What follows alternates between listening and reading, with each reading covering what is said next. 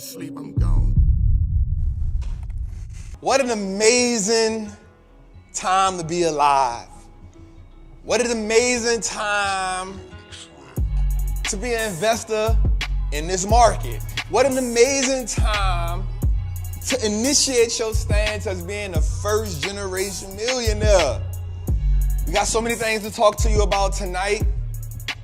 From America now being $34 trillion in debt and how that you will be affected as a citizen of this game. We're also going to talk about how the working class, the management class, and the elite class hasn't shifted in generations, and now is the most proficient time for us to be a part of this wealth-building game. We're going to talk about Apple's downfall.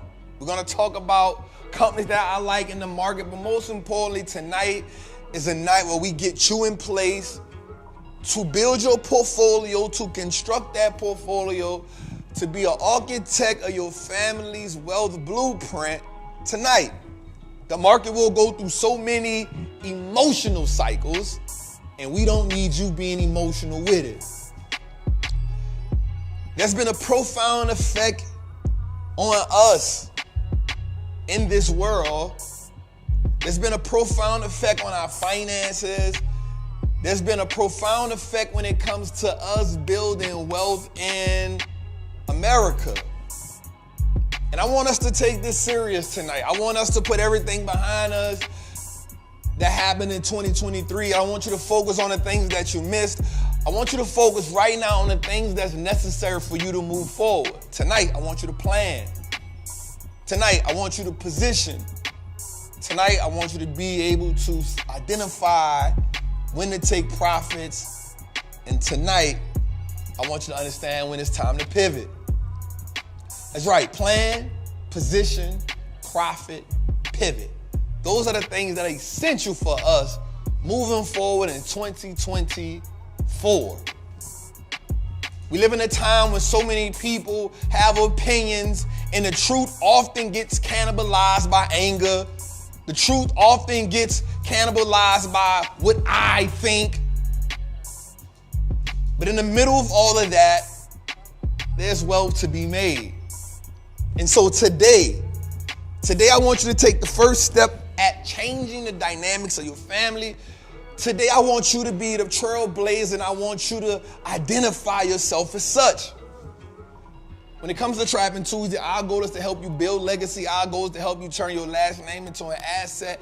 But most importantly, our goal is to make sure you are the last person that gets it out the mud so that everybody behind you can get it out the market. 2024 will be phenomenal. 2024 will be a year where we drown out the noise and we let our portfolios do the talking for us. 2024, a lot of emotional market cycles, but we won't be emotional because the data will tell us what to do. We've been through a lot. We've witnessed generations after generations act like they're gonna commit to moving. We've witnessed generations, we've been a part of generations where we've seen the turmoil that being not financially astute, seen the ramifications of that. But in 2024, we will take a stance. In 2024, we will label ourselves the trailblazers. And I understand that being the first one comes with a lot of pressure. Being the first one, you gotta make the mistakes. You gotta take the scars. You gotta take the lashings. You gotta take the criticism. You gotta take the ridicule. You gotta be the one that looks foolish. But understand that what you're doing is for a greater good. Understand that in 2024, no longer will we just make it about ourselves, because the one thing I want you to understand, and it's gonna hurt a lot of people's feelings, but we didn't come into slavery by ourselves. We didn't fight a civil rights movement by ourselves.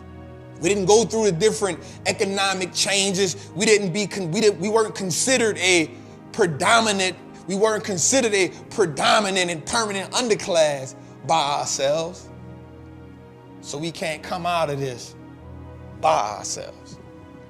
We cannot come out of this as an individual. And in today's world, they've done a great job at individualizing us, but yet looking at us as a collective. They've individualized us. So black men are now fighting against black women. Black women are now fighting against black men as who's been traumatized the most. But yet we've all fighting the same battle. Understand that we may have different perspectives and different ideologies and different principles, because that all comes because we've all experienced the same thing in different ways. We could all look at an accident happen, but we all have a different perspective on who's in the right and who's in the wrong. But the truth of the matter is the accident did happen. The problem is what has happened to black and minority people in America is no accident. It is a premeditated repercussion. It is a premeditated consequence. It's a premeditated atrocity. And we can only come out of this together. And for me, I think the true reparations comes from being great investors. And I know I'll always get ridicule behind it. I'll bear the burden of the one that's saying we get our reparations out of the market, not from political policy. I'll take that ridicule. Because never once did I say, well, we weren't owed. I just said that we do better getting our reparations out of the market than waiting on any president, waiting on any Democratic or Republican party. Because as long as I can remember, I'm only 41 years of age, I've never seen where either party fought to help us. So let Trappin Tuesdays be your underground railroad to financial freedom. Let Trappin Tuesdays be the guiding light. Let Trappin Tuesdays be your North Star. Let Trappin Tuesdays be your financial arc. Let Trappin Tuesdays be the vehicle that helps you put down the financial cross. Let Trappin Tuesdays be where you get financially anointed. You cannot grow what you do not measure. Let's say it again. You cannot grow what you do not measure. The goal for us right here, before we get into, is to see where we are. Remember I told y'all, we will make peace with our financial past. You got to realize where you are and say, okay, this is where I am. Truthfully, me, my household, me and my husband and my wife, whatever, and this is how we grow forward.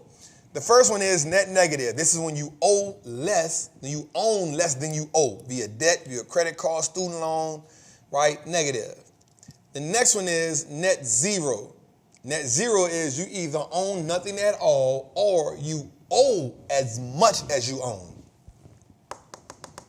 Net zero. You don't own nothing at all or you owe as much as you own.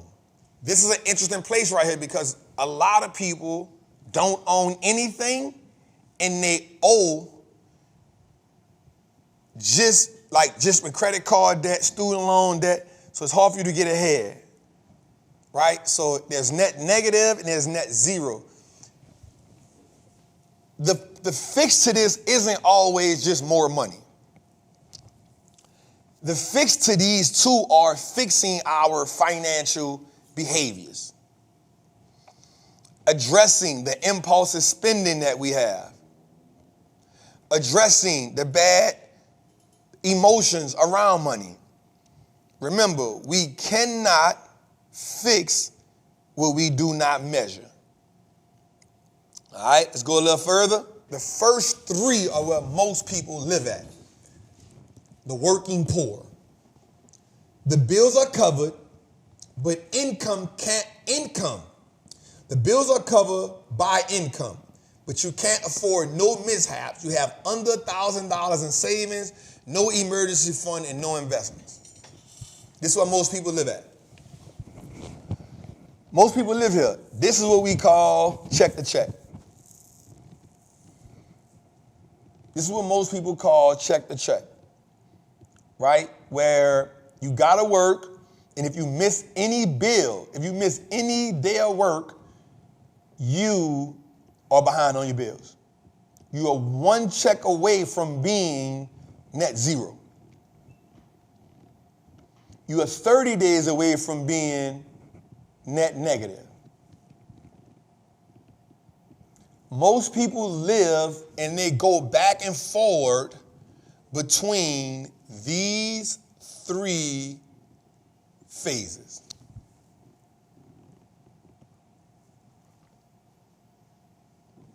Well, Trap, how do we get out of these phases? The first thing isn't necessarily money. We always think that money is the first answer.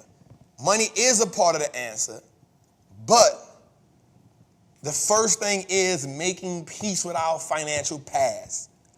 And what do I mean by that? It means addressing the things that you saw in your past that are now contributing to the same traumas that you're repeating in your current adult life. We got to address them. So we got to stop and watch this. Some of the things that we do financially, we don't even acknowledge that we do them. What's the word I want to look at? We do them like on auto response, unconsciously, involuntary. Thank you, cuz.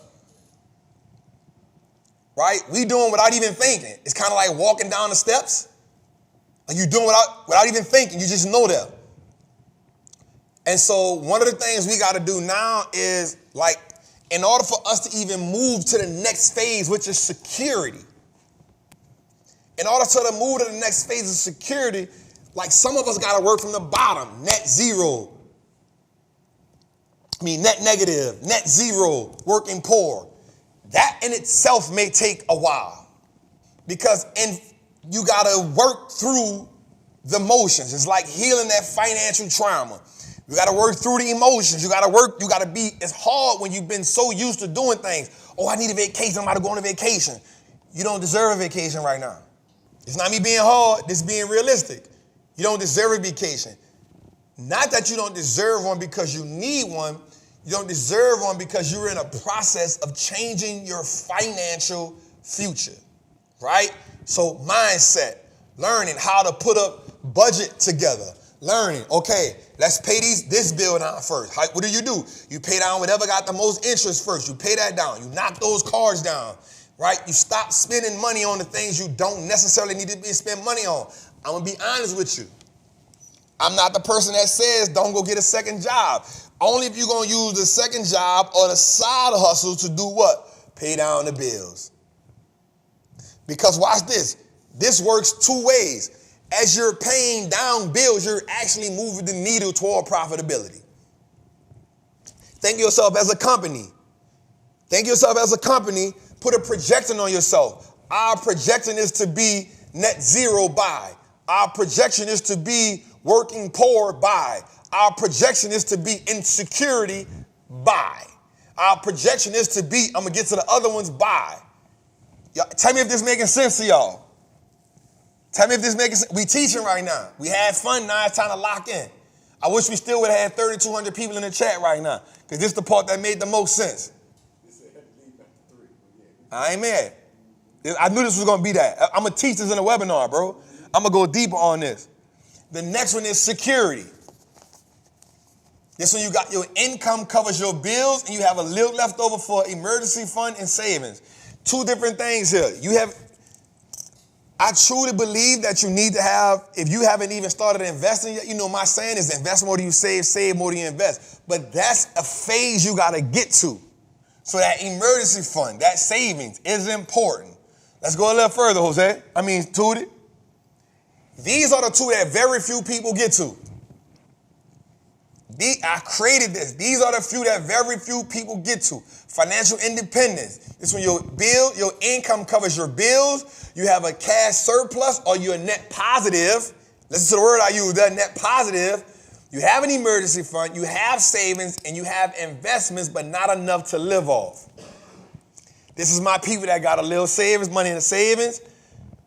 They may have a little emergency account of $1,000 or more, and they're saying, Trap, I got 5 shares, I got 10 shares, I got 50 shares, you got enough, but you ain't got enough to live off. This is the independence because you done moved the needle past working poor.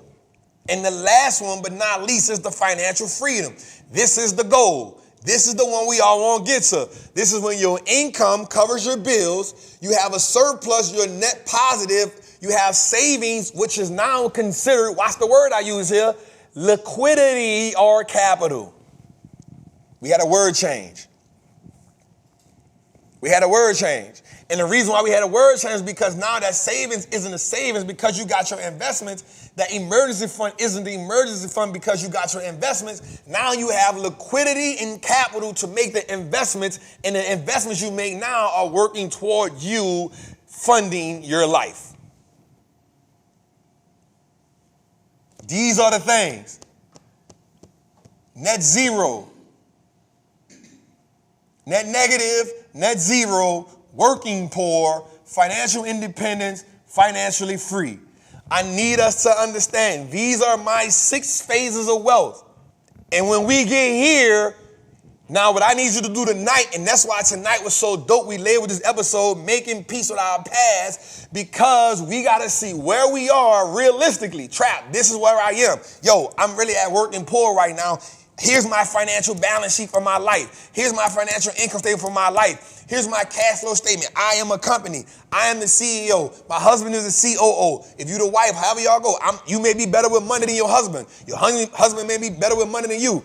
We're going to take these roles. We're going to work with these roles. Babe, you better than me with money. Babe, I'm better than you with money. Babe, you better at planning than me. Let's make this a priority so we can move through whatever phase we in. And often, I'm going to be real with you, 2 incomes are better than 1. Once we get the family dynamic together, it's easy to move through the phases. If you solo, it still can move through it, but now you got to be disciplined and you got to be committed. So, nope, I'm not going to get them shoes. Nope, I'm not going to get that cologne. Nope, I'm not going to take that trip. Nope, I'm not going to that concert. Why? Because I'm trying to move from net zero to working poor, from working poor to financially independent and ultimately financially free. And I promise you, I feel like everybody can be a millionaire in 5 years if we use these 6 stages and then my other 3 phases of turning income into capital and capital into wealth. I never wish to create a dynasty or pursue a plan that extended beyond my children. I left you 10 million, so I left you enough so you could do anything, but it ain't enough for you to not do nothing. I mean, you can't just sit on your ass. Oh, let that bar sit in your head, Jose. Listen to that. I left them enough to do anything, but not enough so they can't do nothing. He left them 10 million apiece, which means from a wealthy person's perspective, 10 million, you still broke. I wanna go home. I wanna go home. Jose, that's deeper than your foyer talk, that dog. So this the thing that's been people been trap. All right, so Warren Buffett is against creating a family dynasty. Warren Buffett speaks out against creating family dynasties and gives away another $1.1 billion. So first let's do this. Go to the next slide to it. So let's read the letter right quick that he wrote. So the letter says, today Warren Buffett will convert 1,600 A shares into 2.4 million B shares in order to give these B shares to 4 family foundations. 1.5 million shares go to Susan Thompson Buffett, which is one of his daughters, and 300,000 shares to the Sherwood Foundation, the Howard G. Buffett Foundation. Mr. Buffett comments to his shareholders follow: the gifts I'm making today reduce my holdings of Berkshire Hathaway Class A shares to 206,000. Oh my God. So here's the thing I want you to realize though. If you want to know what part of his net worth is, watch this. Here's what I want you to look at. So 1 share of Berkshire Hathaway A is $718,353.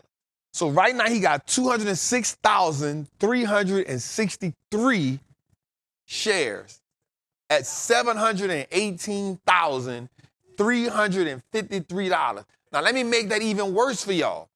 Let me bust your head on a level that it ain't never been bust before. Watch this.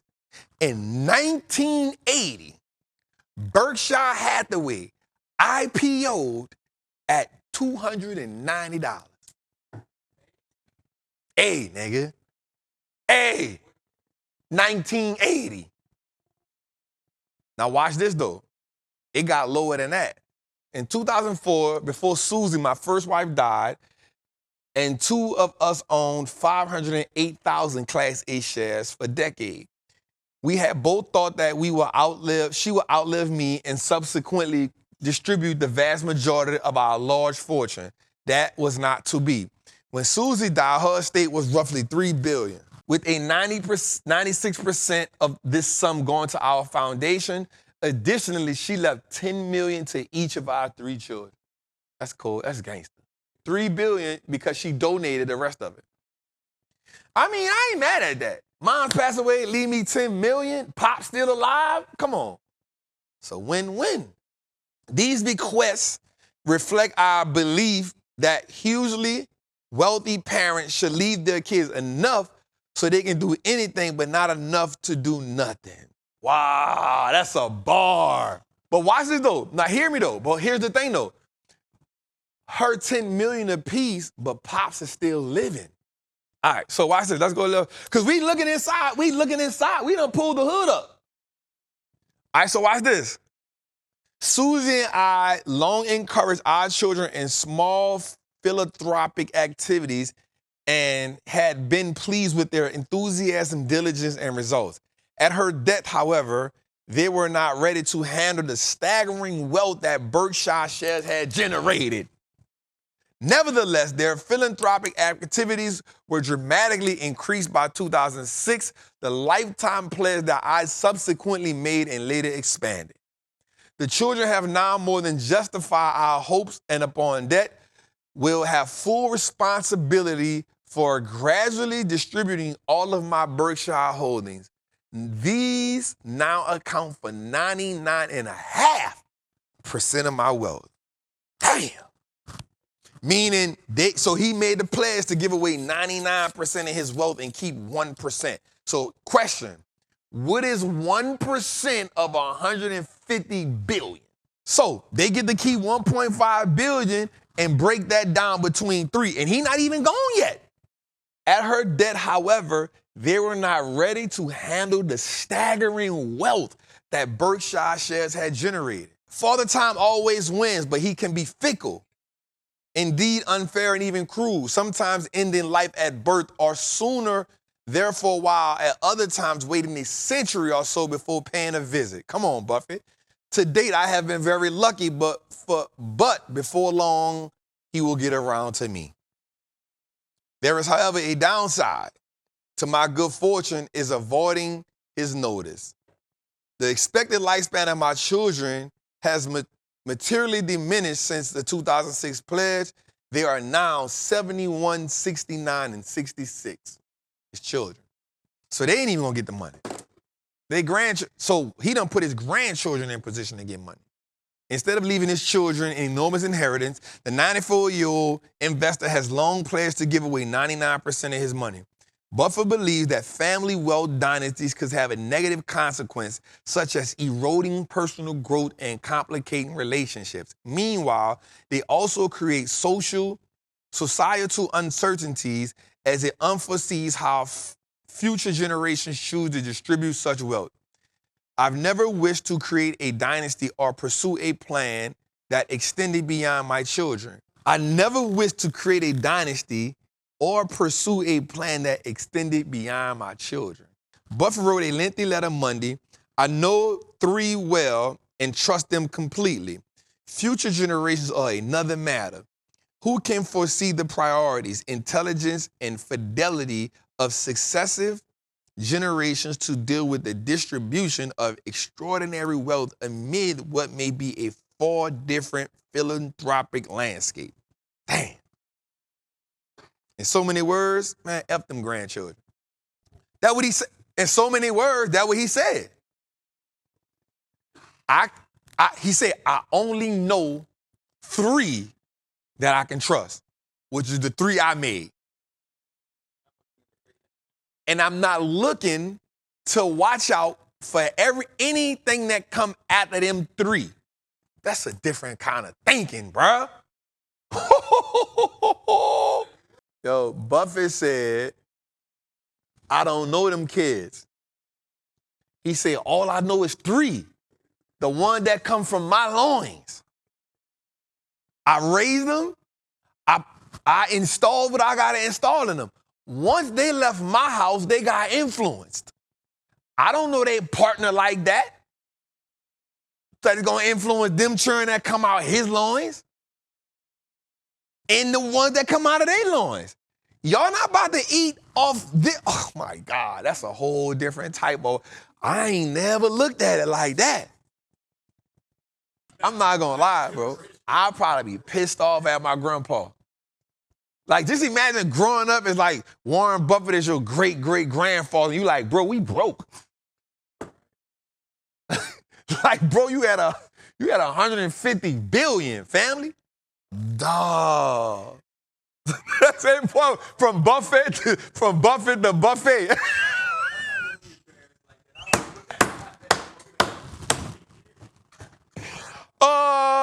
Johnny Buffett. No. It's Buffett. It's not Buffett. It's Buffet. I've no.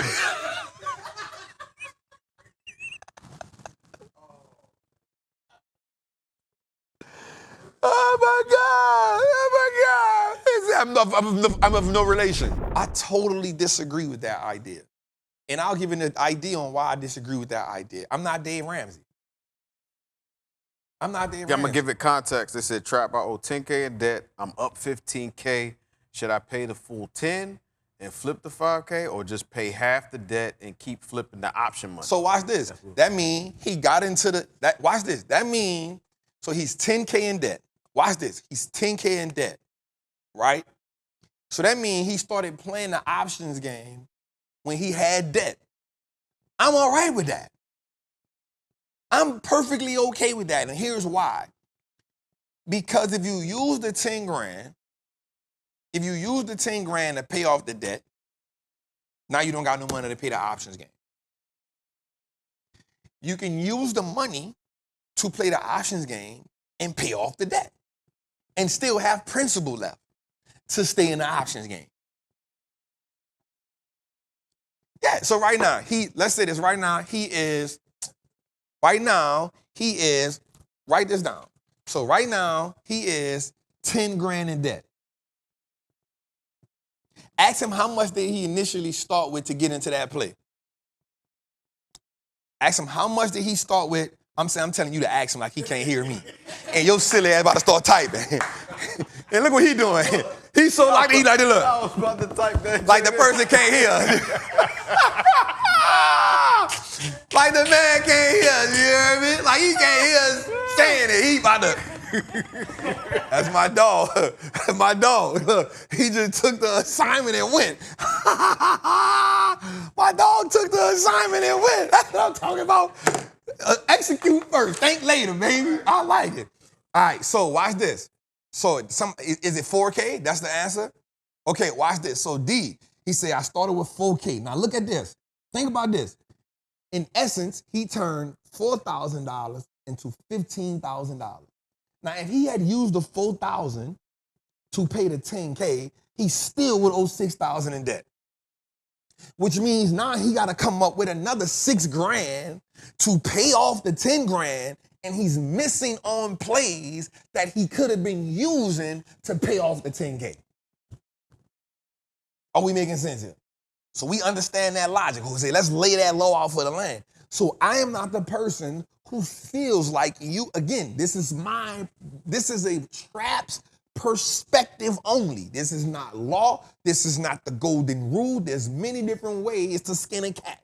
Dave Ramsey say, don't be in no debt before you invest. And guess what? That has built him a $200 million empire. And he's actually helped a lot of people who follow that philosophy. So that means it works. I am saying I don't believe that you have to do that. I just think you have to be strategic. So here's what I'd say. He took the 4,000 and made 15,000, which means he is actually up $11,000. Here's what I would do.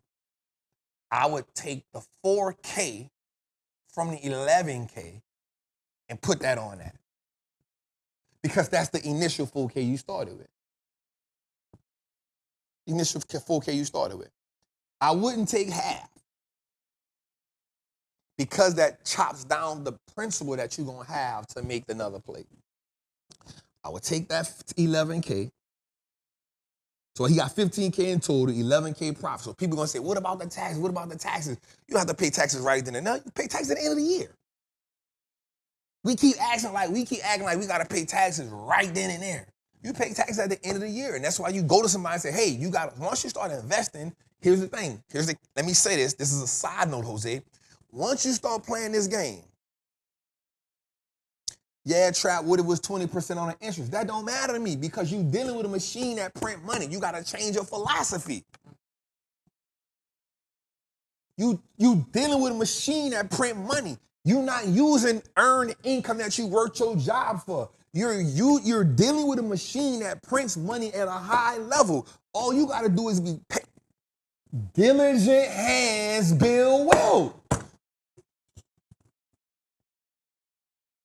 So, and again, I hope this goes viral and I hope a bunch of people don't like what I'm about to say.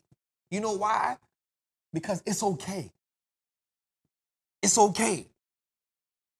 Because everybody thinks about money differently. Everybody thinks about money differently. How many people would use their money, would have said, okay, I got 6 weeks to go make $800 and something thousand, and when it got $800 and something thousand out the stock market, use a down payment on a building. You know what most people saying? Bro, you got to pay capital gains on that. So what? I'm dealing with the show don't start till the coin drop. Now we starting.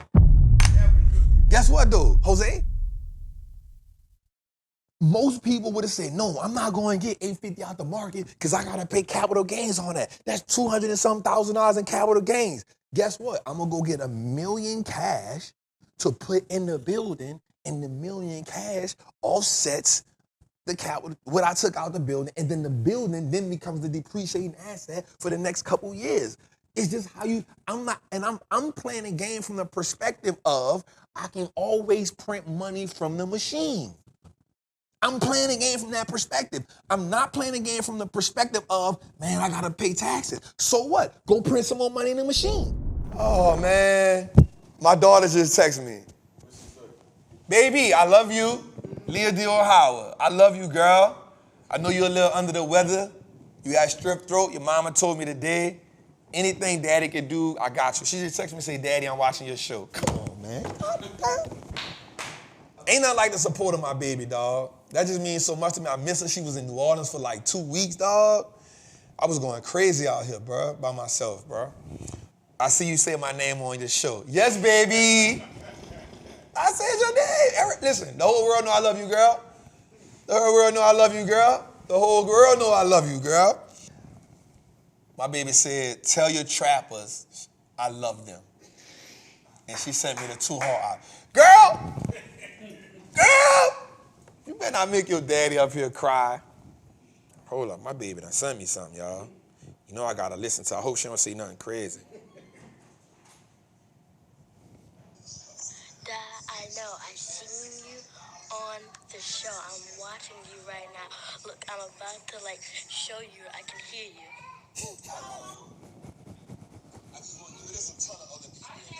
Yep, I can hear you.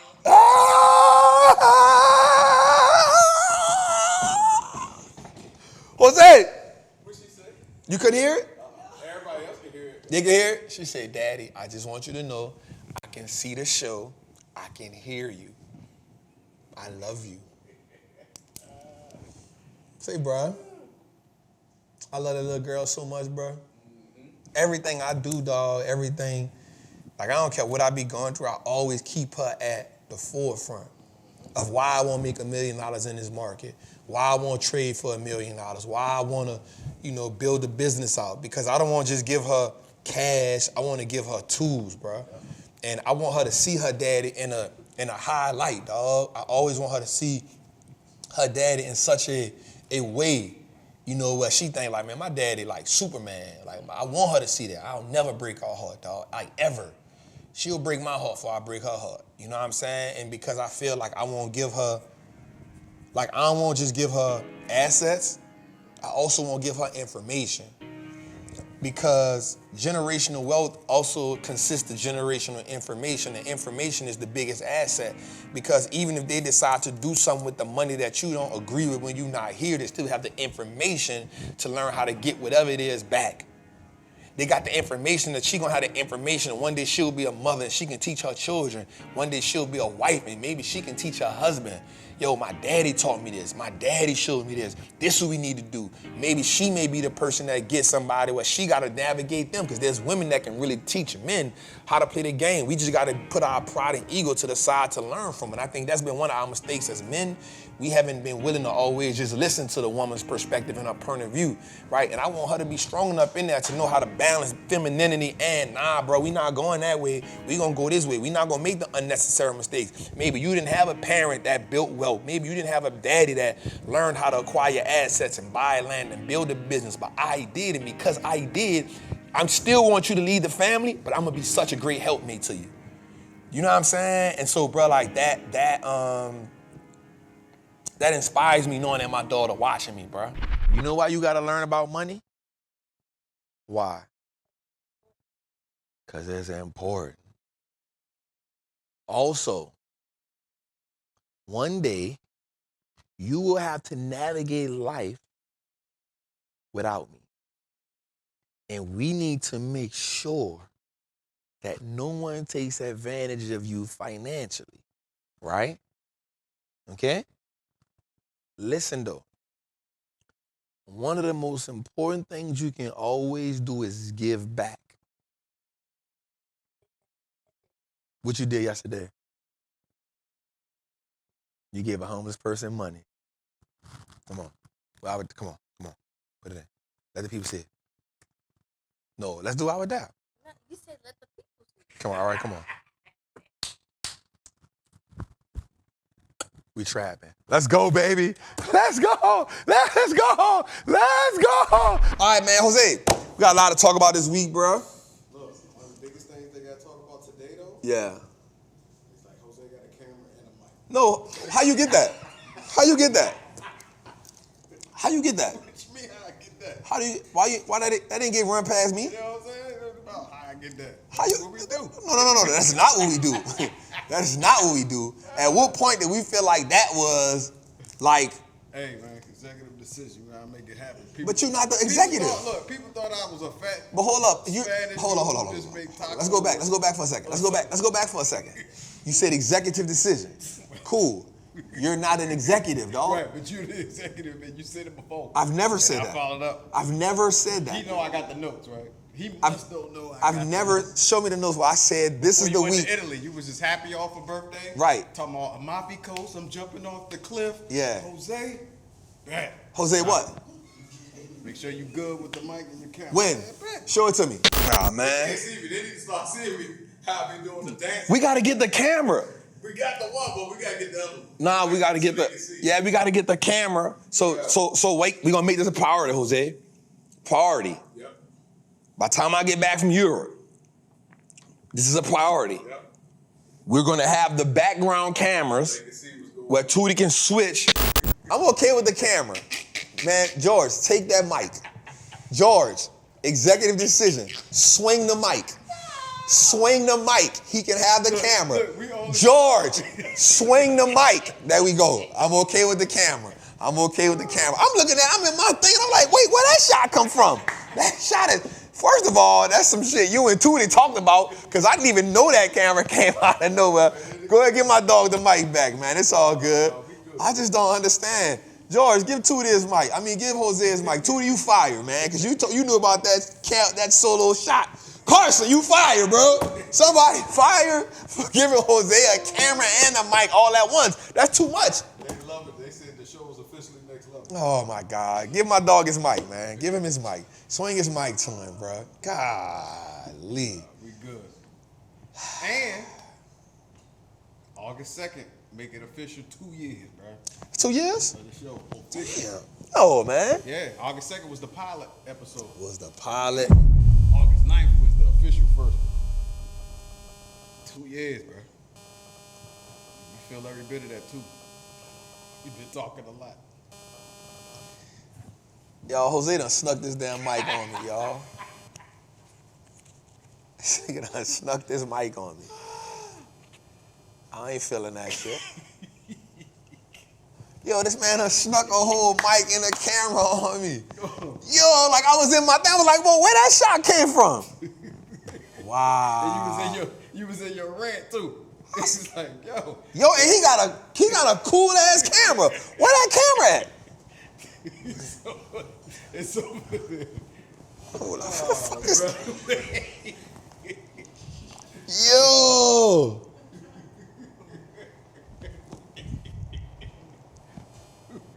You gotta stand because you out of focus.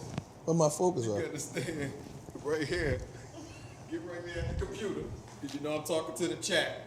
Can the chat see me? Can the chat see me? Can y'all see me?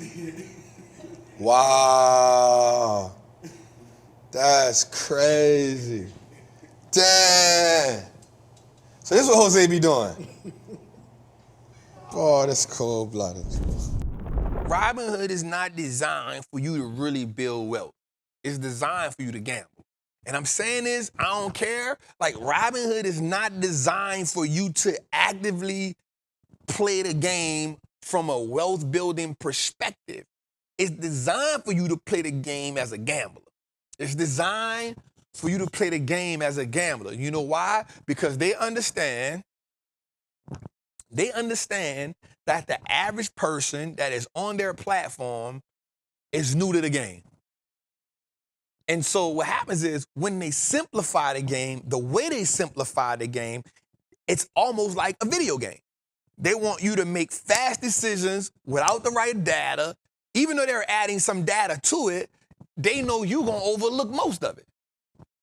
It's designed for you. Watch this. If you look at it, they not added the Roth IRAs and they added what they want to do. They want to get you to put as much money in this platform as possible so they can leverage it the way that they need to leverage it, because their spreads are out of this world. If you go look at their spreads compared to other people's spreads, their spreads are out of this world. That's how they're getting paid, which is okay once you understand it. So now you realize that it's actually not free, because they're knocking you over the head with the spreads. It's actually not free. But when you, in your mind, you're like, hey, this is free. This is better than other. Okay, let's go back to the when has America gave you anything for free?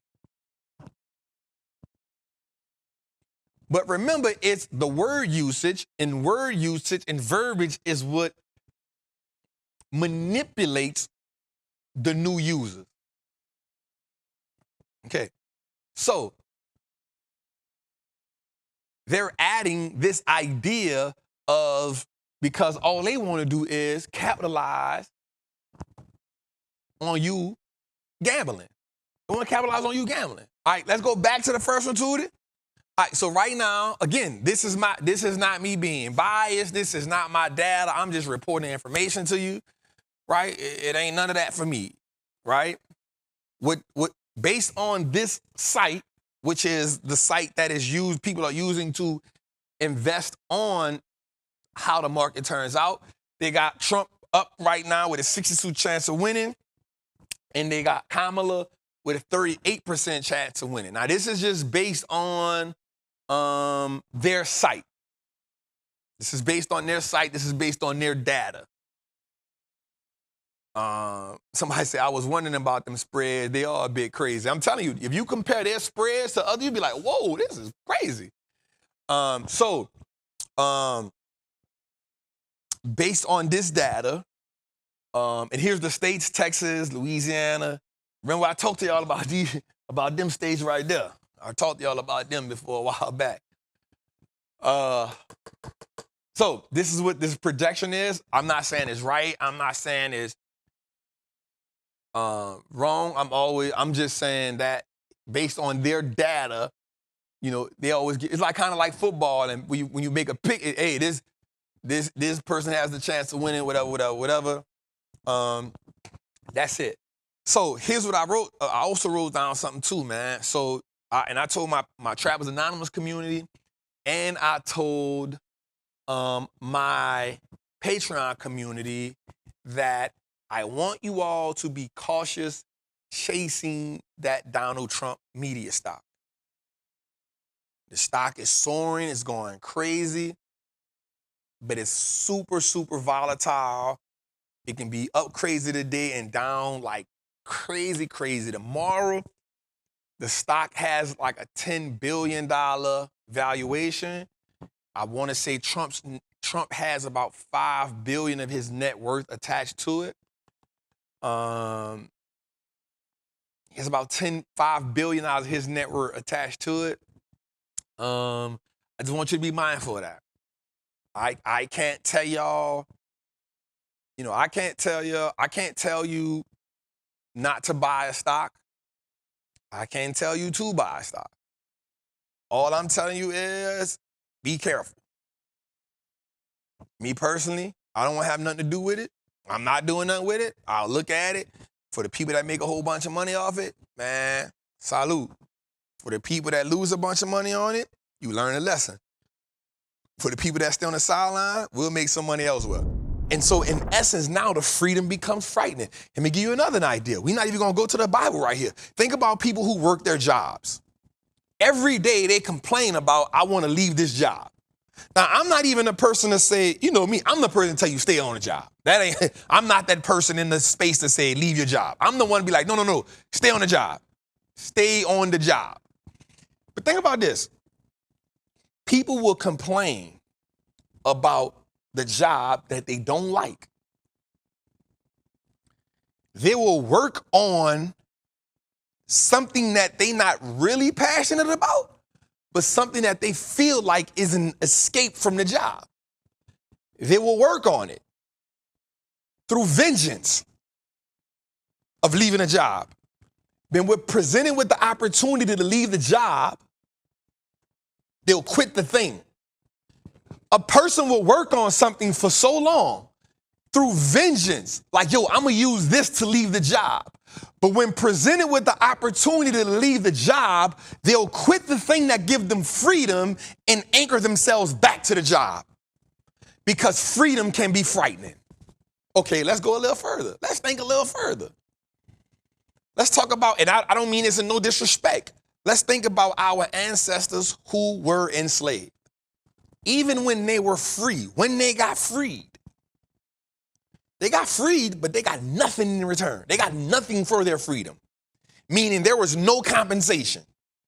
I'm not even talking about the ones that escaped. I'm not talking about the ones that ran, right? Because that's a different mindset, right? That's a different mindset to leave, like the plantation. You know people getting hung. You know people getting lynched. That's a different type of mindset. I'm not talking about that. I'm saying once freedom was given to them, hear me.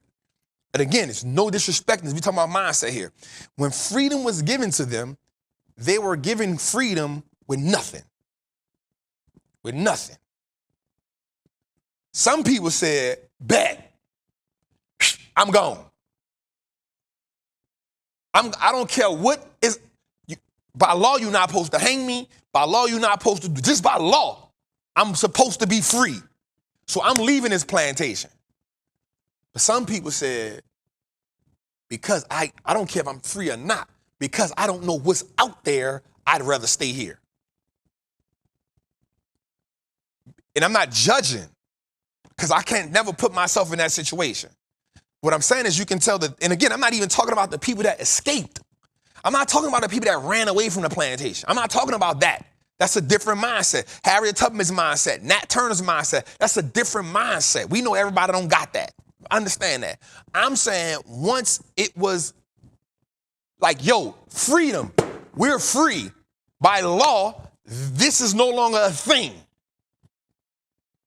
You feel me? Like by law, this is no longer a thing. There were a group that said, yo, pack it up. We gone. We don't know what's out there. We know they're still not accepting the game. They started kidnapping them and all that type of stuff. But there was a mindset that said, yo, we out of here. But freedom can be so frightening. There were some people that said, no.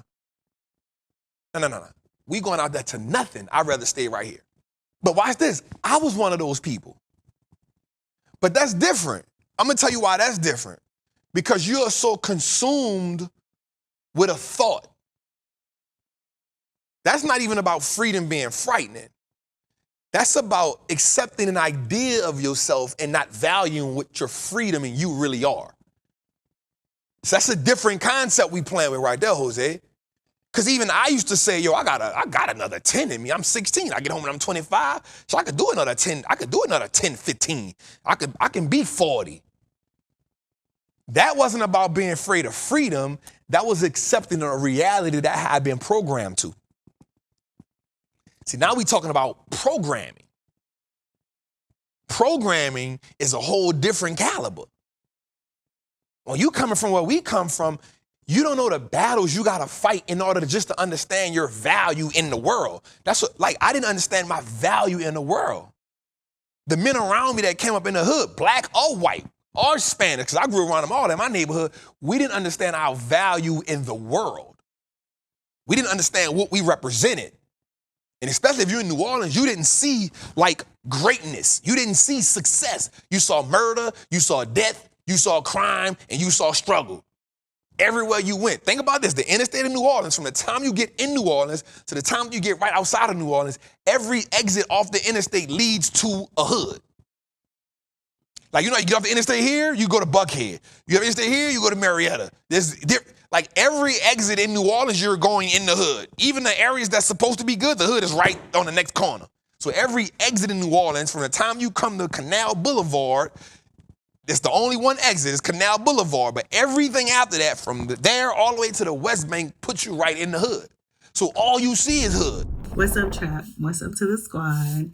I'll be really quick. My question is, for you, Trap, knowing what you know now, with all of the information that you have, if you had to start over from scratch, and I mean from $0, zero resources, what would you do, and how long do you think it would take you to get back to $1 million? I'm interested. Let me know. That's good, Shatora. I appreciate that queen right there. That's my Walking Dead partner right there, you hear me? She went through 11 seasons with me, you hear me?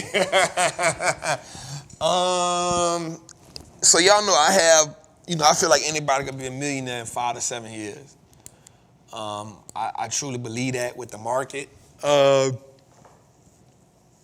If I had to start from scratch with where I'm at, I would probably go back to ironworking right quick. Right? Because I know with ironworking, I would sacrifice, maybe a year to go work 6 10s. I know I could go make about 150,000. I'll go back to the air mattress. I'll ask my daughter mama to hold me down. Okay. You know what I'm saying? And let me grind it out. I would take that first year to just get my bread up under me. I wouldn't be under nothing. I wouldn't be chasing nothing. I'd take the first year to just get the bread up under me. I know I could probably save about anywhere between $60,000 in that first year, just living like that. And then from there, to go with me, we'll start, play the game like I said, start with one contract, and then work. With that 60 grand, everything for me is going heavy into the market. Everything for me would be going heavy into the market with that 60 grand. And I know if I go get 100, I know I can at least go put 40, 50 grand up, save, working, doing ironwork. It's a skill that I'll never lose. I would take and go heavy into the game. I would go from one contract. I would play that one contract until I can get to 2. I would play that contract from 2 until I can get to 4. The difference also with me is because I know what I know, you said start from scratch, but not leaving the information that I have. So the information doesn't change, right? I would go back there and I would go start with one contract. I would actually start off trading ETFs first because I could get more bang for my buck and there would be more risk averse for me. I wouldn't go bang out with individual stocks out the gate. I would go the ETF way first, and I would do that. I would probably go an ETF in one individual stock, and I would just rock that out for the next year. So that's 2 years under my belt. In 2 years, I can probably make at least about 3 to 4 trades just playing a game like that. But I would still be working because that doesn't require me to stop working, especially the way I'm playing the game, right? Especially with doing ironwork, I know I get a 9 o'clock break. I know I get a 12 o'clock break. I know I get a 2 o'clock break.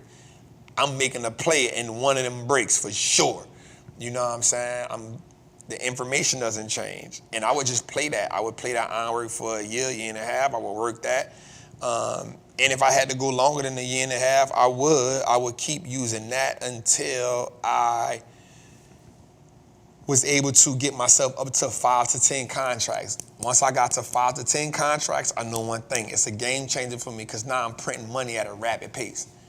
Once I get to 10 contracts, I'm printing thousands of dollars. I'm not just printing, $100 here. I'm printing thousands of dollars. Now I'm taking all that. I'm just keeping that rotation.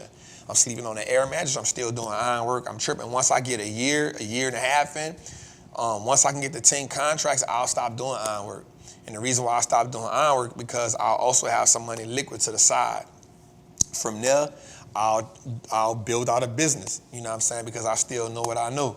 I'll build out a business. I would definitely the first business I would try to do is build out some type of digital content, digital product business, and a YouTube business. I would be building on my digital product. I would be pushing the YouTube. I would build a YouTube around what I'm doing in the stock market, how I'm working and feeding the stock market because everybody wants to know how to do that. People think they got to quit their job. So I would literally document me working. I would put a GoPro on while I'm at work, while I'm bridging, while I'm doing what I got to do. I would literally document my whole process on working and then making time for the market. And because that would give me a great YouTube channel because people would see me working and then people would see me studying, people would see me executing plays, people would see me working, people would see me studying, people would see me executing plays. I would build a YouTube channel out around that. I would build a social media out around that because I would call myself the working trapper. That's what I would call myself, the working trapper. And what I would do is show people the balance between that. I would get this YouTube to start generating money for me. Once the YouTube can start generating $1,000 or $2,000 a month, I've now made another income for myself. Now, because I'm sleeping on an air mattress, of course, I don't care. I'm sleeping on an air mattress, I'm good. So now that the YouTube money can at least pay my rent. You feel what I'm saying? So the $2,000 from YouTube can pay my rent because the job is taking care of my investment. So if I got the YouTube paying my rent, I can get the YouTube to $2,000 a month. YouTube can pay my rent. I can every time I sell one contract, I'm good. Now my money for my contracts, I will go profit, and then I will go a quarter of that will go to my living expenses, but I've already been doing it for 18 months. But then for 18 months, I'm also putting at least 10% of my check, I'm putting it to save so I can be liquid. So now that I'm liquid and I can create the YouTube for the year, doing that for 18 months, I know I can build that YouTube channel out working. Shoot, now it ain't enough for me to keep going. I'll play the game now. And I know within 7 years, I can be a millionaire. At least I can cut that down. In 5 years, I can be a millionaire all over again. Because now that I know I can get branding deals. I can do so much with this YouTube channel and building that social media. It'll be dope. I learn how to speak. People gonna want me to speak now because I'm working and trapping. Now I can do entrepreneurship things. I can go into entrepreneurship as a speaker for maybe $3,000, $5,000. And we saying that because I'm not the Wall Street trapper, just as a regular person. I will go in and be like, yo, I'm speaking for $5,000 of it's just me, Trap. I'm going to speak for $10,000 because now I can talk to y'all about how I lost it all and got it back. You know what I'm saying? So now I can speak for $10,000 and now I can talk to the everyday person. Now, look, I had it all and lost it, and I got it right back in 4 years. Here's how I did it. Here's the blueprint. That alone will make me a millionaire all over again. You know why? Because everybody working, people look at me now and feel like, well, I can't be trapped. But if I lost it all, knock on wood, we hoping it don't happen, praying that it don't happen. A millionaire told me this the other day. He said, at this point in your life, if you go broke, it's a choice. Crazy when he told me that. He said, at this point in your life, if you go broke, it's a choice because you did all the wrong things that you wasn't supposed to do. But let's say God had said, you know what, Trap, I want you to start all over again. Remember, the market is never wrong. The market is never wrong. So I would now speak from the perspective of somebody who had it all, lost it all, and got it right back by doing what? Now I'm charging $10,000 to speak. Now I'm working, doing iron work, doing that again. And I got to deal with the ridicule of people saying how you lost it and all that. But guess what? I ain't tripping on that, right? I'm going to build it all over again. And then I think that's a great way to build it. So I would still do speaking because that don't require nothing for me to master my craft. I would create digital products on blueprints on how to leave your job, how to trade, how to invest while working a 9-to-5 or working turnaround job. That's a whole bridge right there. Then while I'm working a 9-to-5, while I'm working a job, I will go to the god doggone job and I would say everybody on the job, my ebook that I wrote on how to work and invest while you working these jobs, how you don't need because the information ain't never leave me. So now everybody in the ironworking gang, guess what they trying to do? They trying to get the hell off the ironworking job because they tried to work in 610. So guess who's going to show them how to do that? Me. I'm going to show them how the 401k ain't working in their favor. I'm going to show them how that pension plan ain't working in their favor. I'm going to show them how to invest their own money. And because I done lost it all, now I'm going to do something that I wouldn't do now, but I would do it then. I would tell them I would make the investment for them and they give me 1% every month. I would play the game how I go. I'm in the grind mode. I'm in grind mode. So look, bro, you got $1,000, you got to pay me $100 for every $1,000 you invest. I got you. I'm going to monitor it for you. I'm going to do it for you. I'm going to show you how to do it. I'll give me like 10, 15 people like that. I done created a whole new source of revenue.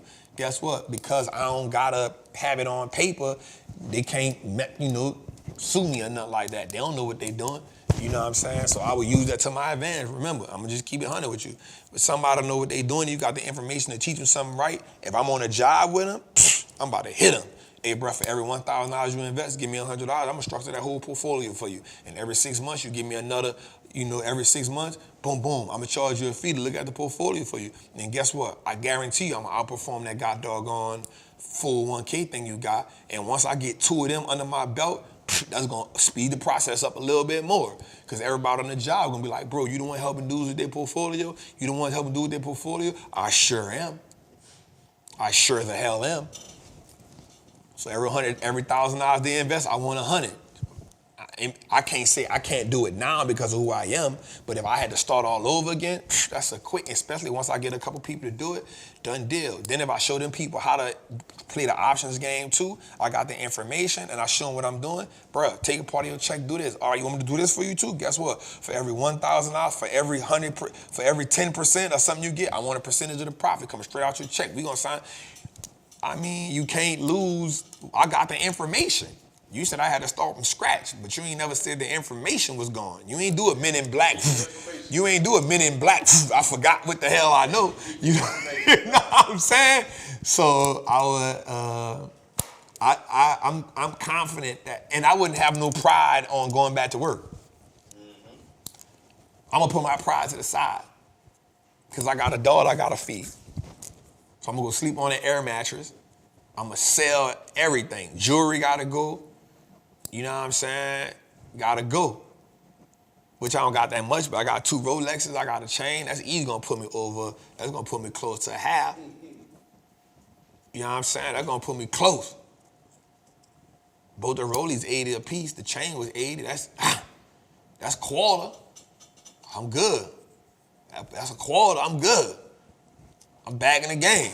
You know what I'm saying? I'm back in the game, cuz. I'm back in the game. Bentley gotta go. I'm going to get a Cherokee. You feel me? Bentley gotta go. I'm going to get a Cherokee. I ain't tripping. I'm going to put liability on it. I ain't even going full coverage, Jose. I'm going liability. I'm going liability. I'm going to pay for it in cash and go liability. You know what I'm saying? So that's why I tell y'all about the information. Once you get the information, you can lose it all, but the information don't change. Now you gotta learn how to execute. Trap, my brother, what's good? Just got off the plane, man. 24 hours of travel, but we in the motherlands. Check it out. He gonna show the we pyramids. at the pyramids in Egypt. But I had to, before I go to sleep, before I get in the shower, I had to send you a video say, congrats on 100 episodes, bro. The consistency on Trappin Tuesdays is insane, bro. Proud of you, family. Keep going, man. Keep teaching our people the financial literacy they need.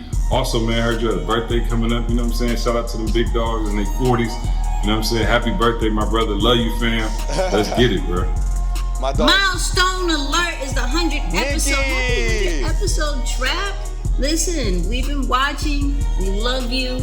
We give you all the flowers. You and your team been killing it. Happy 100th episode. Yo, Trap, man, 100 episodes is a big deal, bro. Come on, man. You know what I'm My saying? God. Congratulations. Domestic Go workout. kill it, man. 100 episodes. We trapping or nah? Yo, we celebrate the cancel him, 100 dog. episodes of Trappin Tuesday. Don't let him Listen, say let me nothing. explain something to you. You said Wallstreet look like us now.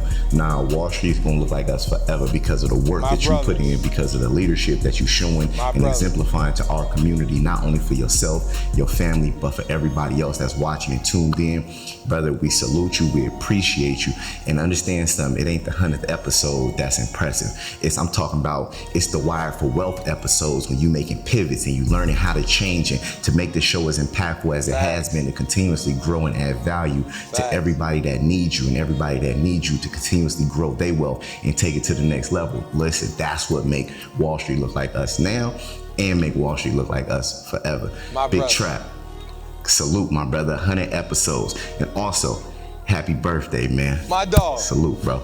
My dog. He long This with is Pastor Don J. Listen, I'm about to go Oh do my a recording, but I had to stop and take the time to wish my boy Trap a happy 100th episode of Trappin Tuesday. Man, that is crazy. That's good. Look what God has brought you from. I am so excited for you, bro. And I heard you got a birthday coming up. Listen, we got to talk. Trap Nation, help me celebrate 100 episodes. And my guy, as he always say, we trapping. This your boy, Pastor Don J. Man, I love you, bro. We got You preachers stay saying we blessed and trapping, keep man. blessing the Stop people. playing. And we'll keep trapping. I love you, man. Hi everybody, it's Mama Trap. I just want to make a shout out to my son, mama, man. Mr. Wallstreet Trapper, on his 100th episode of Trappin Tuesday. Very proud mother, so proud of you, son. Much, much love. my mom. Trap. Come on, OG. Trap. What's up? It's your boy E.T. Trap. Be trapping. Hey, I got preachers saying we bro. trapping, y'all. Stop 100 playing. episode. Now look, I ain't gonna lie to you, bro. You already know what I'm about, bro. I ain't. You know what I'm saying? We don't do baby food. You know what I'm saying? We don't do baby food here. You know, we trying to speak life, not death, into people, man. And I'm proud of the content you have produced for our people. Come on, OG. You know, 100 fire.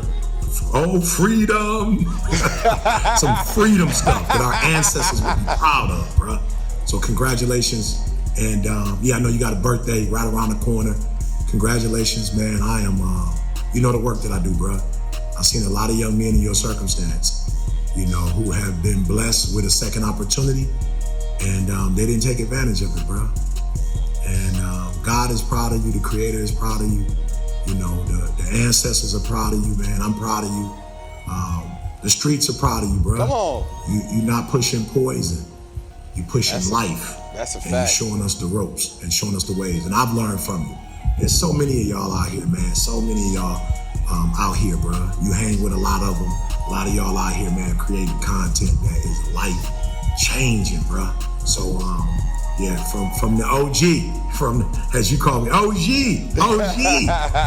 Diddy love to hear you say that, OG.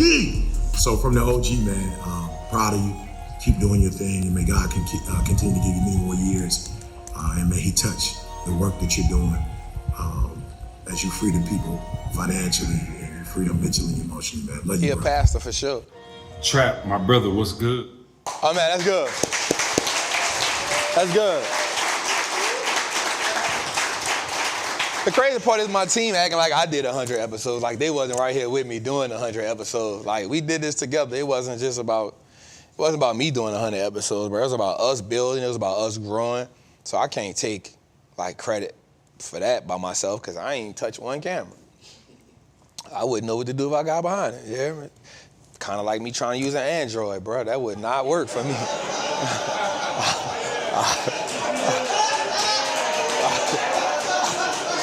What is this, fam? What is this thing? How do you use it? No shade, I'm just saying, like, I wouldn't know what to do with it. I would be lost. So let's just give it up one more time before we get to the show, man. Let's just give it up for my team, man, because I can't take this credit, man. I can't take this credit. They not like us. Sometimes you gotta pop out and show niggas. Come on, man. Sometimes you gotta pop out and show them, dog. What you talking about? He's sleeping on me right now. He know I'm feeling it right now. Back-to-back words, I'm on it. Nah, you got a long night ahead of you, dog. You gonna be editing the night. 45? Come on, bro. It gotta be the suit. Now I'm gonna have to hit his mouth later on. Say, bro, you know, gotta do the suits, dog. People like the suits, bro. So, in my family, we got dressing. I think we go with dressing. So, for those who don't know, I don't know, Jose. I don't know the difference. I don't know.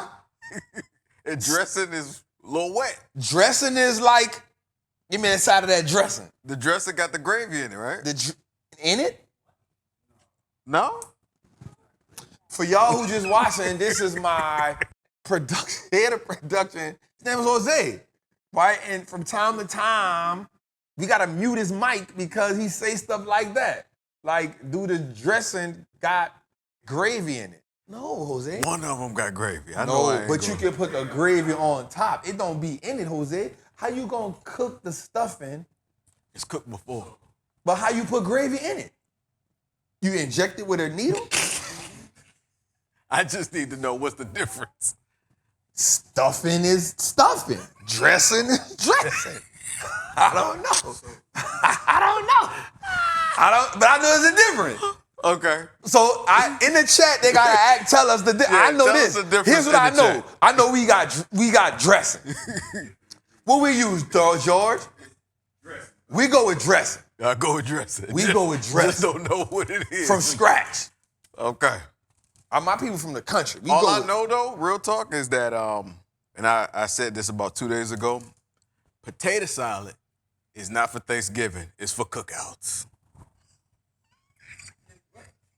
I don't agree with that. What? Go. I don't agree with that. For Christmas, gumbo and potato salad is a must. I'm from New Orleans. For Christmas, gumbo and potato salad. Because sometimes and for Thanksgiving, I get a little spicy where I mix it. Give me a side of that. Give me a side of the potato salad with the gumbo, and you dip it. So let me ask you this. Okay, so the gumbo is hot and the potato salad is cold. Is yeah, you don't heat potato salad. All right, I just want to make sure. You don't heat potato salad. That's why potato salad go for the cookout, because it's hot outside. No, that's because you from D.C., and no, you from PG County, and y'all don't do gumbo. See, we from the South. Gumbo goes when, I'm going to tell you something. The minute you get a swift breeze, it's gumbo season. I got a question for you before we get into it. Favorite Christmas food? Use the black side of your family. Use the black side of your family. Christmas. Not the other side. Food. Yeah. Actually, favorite Christmas food, something my grandma. She's 97. Okay. You know okay. She OG in the game. What it is? And she actually makes shrimp fried rice.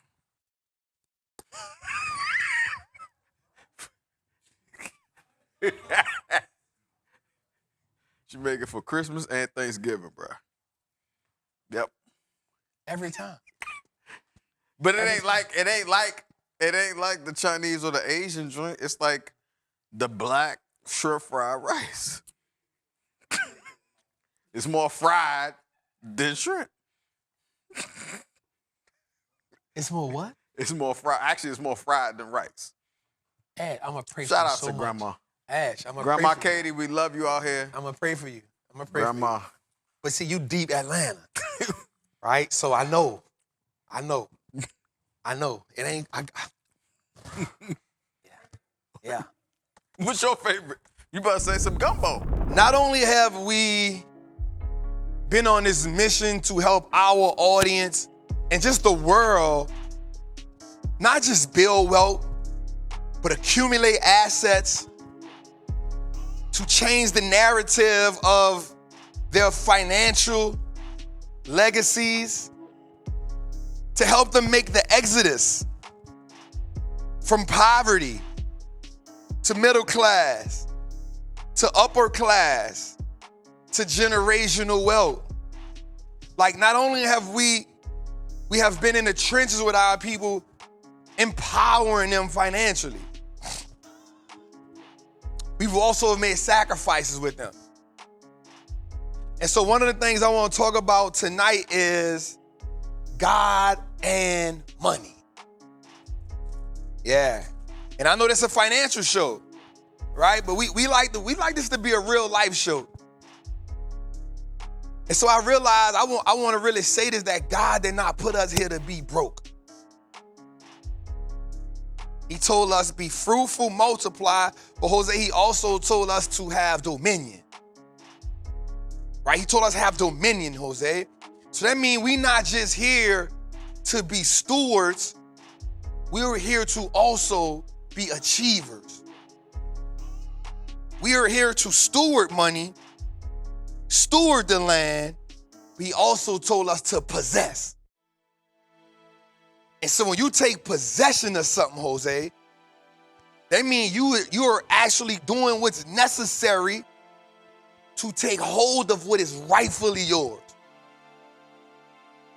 And Jose, I think for too long we have not understood what is rightfully ours. So there's this saying in Proverbs, Jose. It's Proverbs 24, 2-4, where it says, a house is built on wisdom. It is established on understanding. But with knowledge, the rooms shall be filled with precious metal and riches. And so what I love about that, Jose, is the idea and the fact that in order for us to possess the land, in order for us to build the house, we need knowledge, wisdom, and understanding. The understanding is we see the rules to the game, Jose. We take in the knowledge, Jose, and the wisdom comes from experience. Knowledge is the information, Jose. The information is all around us. Every week we come here, we make sure we give the people the information. That information that we give them, Jose, comes from the wisdom that I have accumulated over the years, so I am able to depict this information and break it down and give them analogies so they can say, aha, because once I make you have an aha moment, you have now put it in your brain that this is attainable. So I've turned my wisdom into practical steps, not just theory. Right? Like I've taken my wisdom, I've taken my experiences, I've taken my losses, I've taken my pain, I've taken my wins, I've taken my adversity, molded it all together like a potter and say, here, eat from the fruit of my wisdom. And the dope part about the fruit of my wisdom is an all-you-can-eat buffet, because I never stop learning. So we're going to go a little deeper, Jose, because it says that if you, watch this, Jose, if you sow sparingly, you reap sparingly. But if you sow abundantly, you reap abundantly. So every time we do something, we are sowing seeds of abundance because we know that wealth is abundant. Wealth is abundant, Jose. There is not a lack of wealth nowhere on this earth. There is not a lack of wealth nowhere on this earth. So why is it that a certain group of people don't see the abundance, but they harbor in the lack? And there's another group of people who all they see, all they identify with, Jose, is abundance. And so the reason why we started the beginning off with the house analogy is because it never said, watch this, Jose, it didn't say that the house became rich off hard work. It didn't say the rooms in the house was full from hard work. It said the rooms in the house will be filled with precious metals and riches from knowledge. That's what it says. That's not my words, Jose. It's not my words. So we can build wealth by, watch this, Jose. We can build wealth by gravitating to God, and then God gives us money principle. Closing time! So we see what's going on with McDonald's. Jose, listen, 10 people hospitalized. Hold up. Yo. What's up, Drew? How you doing? Man, I'm good, bro. Talk to me. Hey, Trap, it's closing time. Come on, you kidding me? We need you to wire the down payment for your $5.6 million building. How much they need, bro? How much they need to close? We doing 20%, right? I need about $850,000. Oh yeah, because they're giving us the credit for the $275. Get that Freedom Center. Freedom Center. Man, I'm about to do something crazy, bro. I'm about to wire the money out the stock market. I'm about to cash out some profits from the stock market. I'm gonna wire that to my bank account, and then I'm gonna wire that to her. That way I'm using profits from the stock market to buy an asset, bro. Hey, Wallstreet paid you. Watch this make sense, Jose. This year, we've made more than $2 million in the market. We've profited so far $1.6 million. We're gonna put up $810,000. So actually, I got the building for free. That's all house money, cuz. And then watch what I'm gonna do. Every year, I'm gonna take $100,000 out the market and put it on the building. I'm gonna probably put about $500 cash into renovating the building before the year out. And guess what? The whole $500 cash is tax deductible. That's how you play the game at a high level, my dog. All right, we gotta cash this money out. My cousin told me something the other day. Tell you what cuz told me. Cuz told me the other day, he said, it was funny because I said, boy, you know me, boy. He said, listen, you went and took that $1 million out that options market. He said, if I ain't never followed you before, I know my cousin, you gonna get that back. You don't like looking at that account under $4 million. I said, cuz if you ain't never known me, boy, you know me now, boy. That was the reason why I felt like it was better for me to get it from out the market than in my account. Because if I go get it out of my account is like, damn, it's $1 million. But if I go get it out the market, I know I can go print it, right? I said, cuz, if you ain't never said nothing right ever, he said, cuz, for the next few months, dog, boy, I'm on you. I'm following. I said, cuz, I'm going to get it. I got to get it back. I got to see that account sitting on a $4 million or better again. My goal, I'm going to say it loud. My goal is to close the year out with at least 4.2. Look at God. Weigh it up. Bro, I got to go get that. I got to get that back. You know why? Because now I want to show the people this is why the market is so powerful. We took $1 million out in October, and by December, we went and put $1 million back.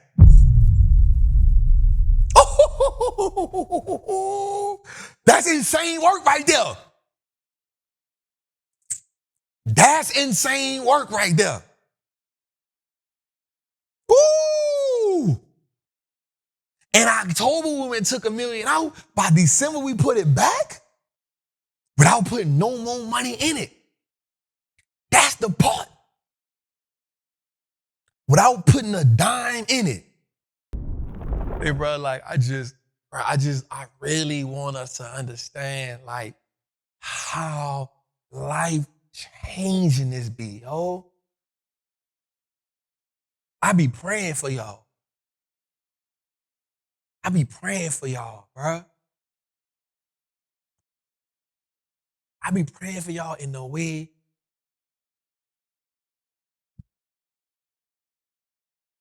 because once you understand the power of the market, you free yourself. When you turn that fear into freedom, bro, like, you don't be worried. Like, I told myself, I said, bro, like, all right, the building was 5-point-something million. You put $1 million down. What do you mean I owe them white folks $4 million out? I said, all right, bet. The market gonna pay for it. I don't owe you nothing.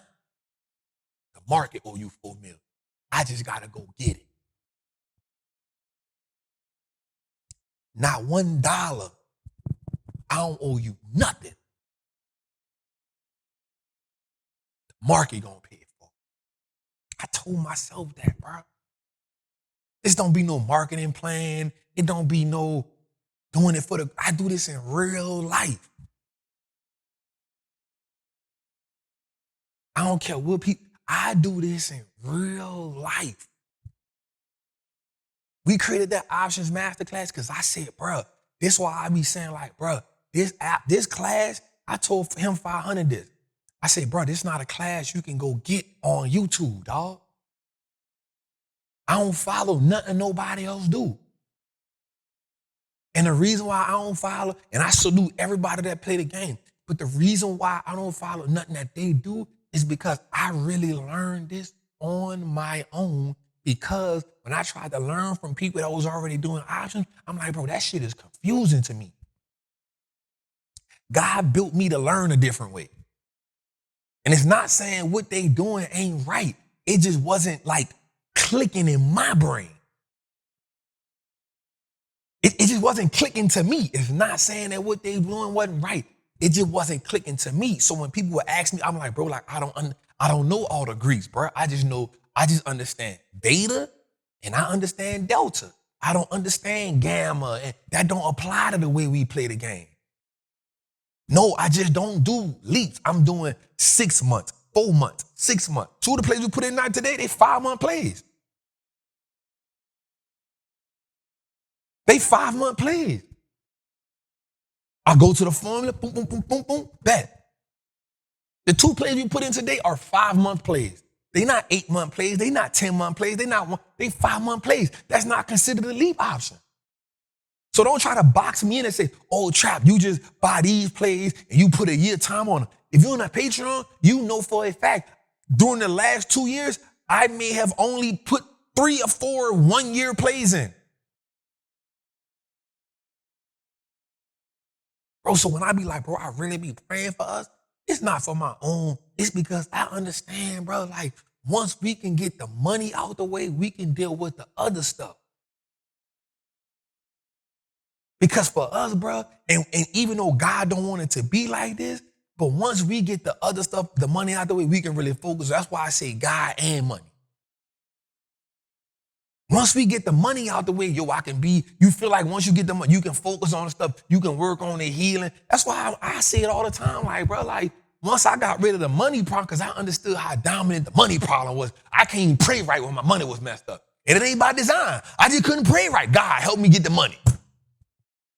God, help me get the money. That's why when you're in the street, you be like, God, help me hit this lick. You ain't supposed to say that. That's an oxymoron. How you gonna pray for God to help you do evil? Because that's how I'm living right now. God, get me through this shootout because the nigga shooting at me because I just hit him for these bricks right quick. God, when I kick this door in, make sure that the dude ain't on the other side busting that big motherfucker right at me. Everybody ain't gonna understand that, but my people in the streets, you understand how many times you done been on that late night flight. Like, God, look, I know it's hot, it's Tuesday, it's Thursday, the jump out boy is running, but check this out, God, I gotta pay this, so God, they doing a sweep, please don't let them kick in the door. I just got that shit. God, please don't let that nigga rat on me. You know I can't face that right now. I know everybody, man, how you talking about, man? I'm just telling you, this where I come from. This where I come from. So I'm not going to be the typical, teacher about, no. This is where I come from. This changed my life because I stopped praying to God to get me out of them situations because the money problems got fixed. Call me what you want. Say the money problems got fixed. So God help me heal my heart. God help me be a better father. God help me be a better husband one day. God help me learn how to lead these people. God help me do the thing you got me to do. I don't got the money problem no more. God help me be a good steward to the money that you have allowed me by you extending your grace. You allowed the bullet to go in one part of my leg, out the other part of my leg, graze me on this side without hitting no artery. You did that. That wasn't on me, God. You just you blew the bullet. Man. I know what that's like. God, protect me and my cousin, because this nigga don't know what we about to get into, but for some reason, he followed me blindly. Lord knows if this nigga get killed, my auntie gonna kill me. I might well jump in the grave with him. So once we get the money problems out the way, y'all, it's easy. And I know it ain't supposed to be like that, but I'm speaking from a position where I know where some real dudes been at. God, when I go in this courtroom, listen, I knew I wasn't supposed to be doing that. But God, I need you right now. I ain't mad at y'all. I ain't judging nobody because I've been there. I know what it's like to say them prayers while you doing wrong. You come out the courthouse and they got you dead to the good and you say, God, that was none but you. You know why? When them people found me not guilty, I went and slept on my partner's sofa for 12 hours. Because I say, boy, I ain't never been that spiritually worn out in my life.